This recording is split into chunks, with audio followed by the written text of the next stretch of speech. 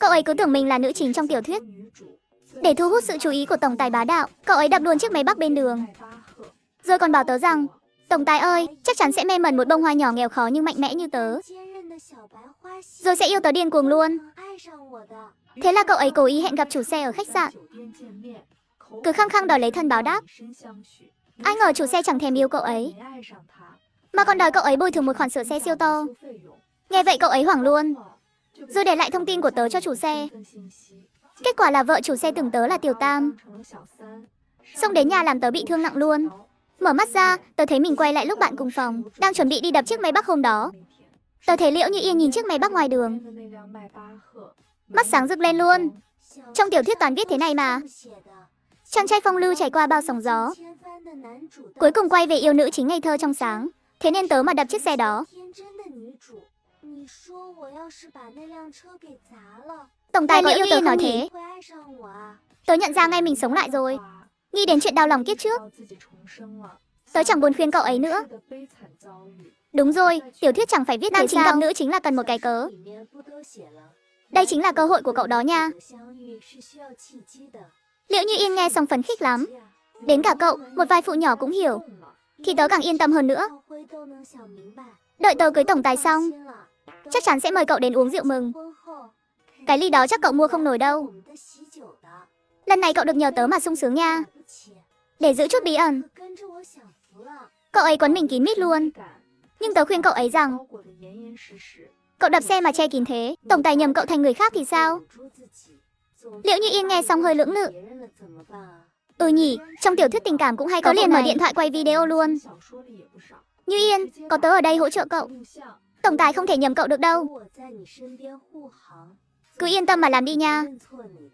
Thế là Liễu Như Yên yên tâm hẳn. Cậu ấy chọn một viên gạch vừa tay, rồi đập thật mạnh vào chiếc máy bắc.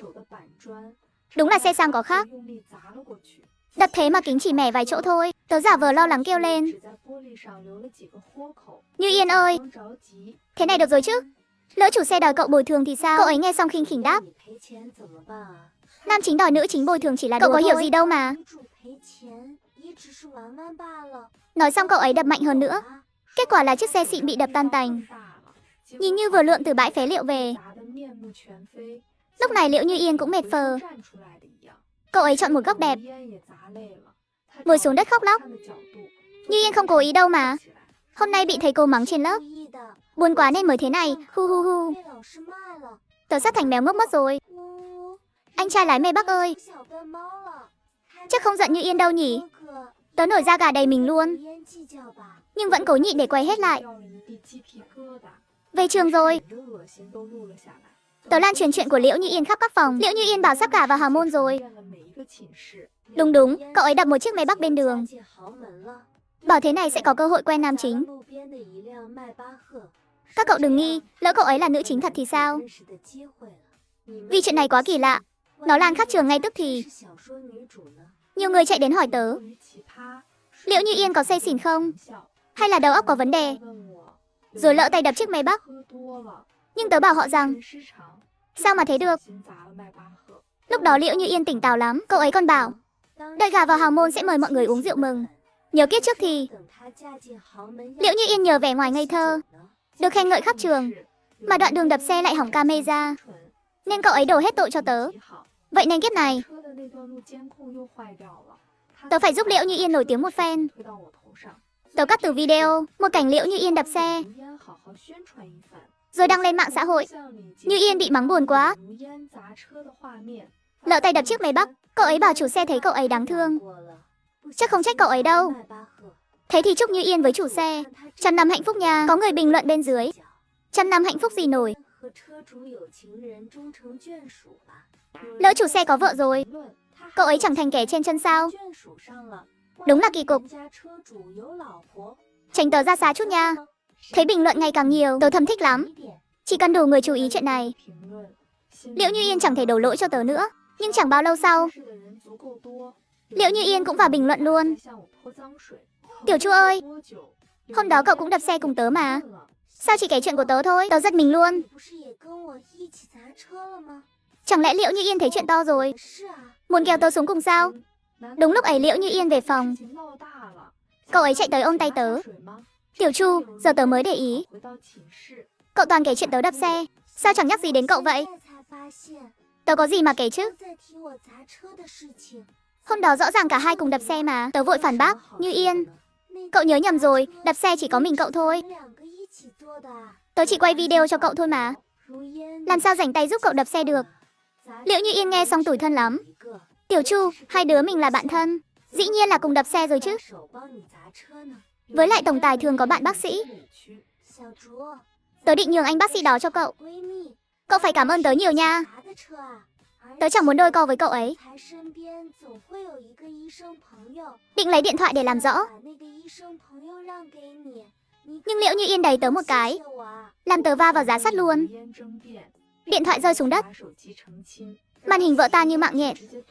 Chu Yên, cậu ấy còn dẫm thêm mấy cái. Tớ hoảng lên luôn. Cậu điên rồi sao nổi, làm hỏng điện thoại tớ rồi. Tớ dùng gì đây hả? Tiểu Chu, tớ làm vậy là tốt cho cậu mà. Chẳng mấy chốc cả hai sẽ gả vào hào môn. Cậu còn quan tâm cái này làm gì? Đến lúc đó chồng tớ mua cho cậu cả trăm cái. Nói xong cậu ấy nhìn chiếc điện thoại hỏng. Video trong máy cậu cũng mất luôn rồi. Giờ thì mọi người sẽ nghĩ cả hai cùng đập xe thôi. Ban đầu tớ còn hơi lo, giờ có cậu cùng chịu, tớ chẳng sợ gì nữa. Tớ siết chặt tay lại. Liệu Như Yên ngày nào tổng tài bá đạo yêu cậu ấy thì thôi cũng được. Giờ còn muốn kéo tớ vào rắc rối nữa. Nhưng lần này cậu ấy nhầm rồi. Tớ đã sao lưu video từ trước, để xem cậu ấy mơ mộng được bao lâu nha. Để gây ấn tượng tốt với tổng tài. Liễu Như Yên ngày nào cũng trang điểm kỹ lắm. Cậu ấy còn ngang nhiên đắp mặt nạ trong lớp chuyên môn, làm thầy cô tức đến mắng to luôn. Liễu Như Yên cãi tay đôi với thầy ngay. Tớ đắp mặt nạ thì liên quan gì đến thầy? Chồng tớ thích tớ làm chim hoàng yến nhỏ của anh ấy. Thầy quản được không mà? Da xấu xí, tớ ngứa mắt thầy lâu rồi. Chồng tớ chỉ cần ra tay là xử đẹp thầy ngay. Mau xin lỗi tớ đi nha. Thầy cô và bạn học ngỡ ngàng luôn. Không ngờ cậu ấy dám làm tới vậy. Lúc này cô phụ đạo bước vào, mặt khó coi bảo, Liễu Như Yên, ra đây chút. Trước khi ra, cậu ấy còn khiêu khích thầy. Da xấu xí, chồng tớ đến tìm tớ rồi. Thầy cứ chờ bị đuổi việc đi nha. Nhưng vừa ra ngoài một lúc, chúng tớ nghe thấy tiếng khóc lóc. Tớ thật sự không cố ý đâu mà. Tớ làm sao bồi thường nổi từng ấy tiền chứ? Anh ơi, thương tớ chút đi. Cho tớ thêm thời gian nha. Sau nghe bạn cán bộ kể lại, chủ xe mê Bắc trắng trẻo sạch sẽ, trông cũng hơi giống nam chính thật. Liễu Như Yên thấy anh ta là lao tới ôm luôn. Kết quả bị tát một cái rõ đâu. Chủ xe bảo cậu ấy 1 tuần phải đưa 3 triệu, cậu ấy ngẩn người ra luôn. Nghe đến đây tớ bật cười thích thú.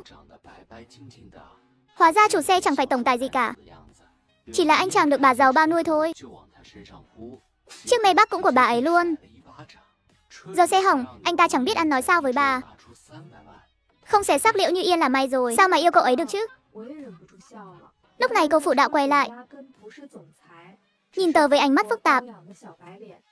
Cậu ra đây với cô một chút. Vừa vào phòng, tớ nghe Liễu Như Yên hét lên. Ông ơi, tin tớ đi. Người đạp xe thật sự không phải tớ đâu, là bạn cùng phòng tớ đó.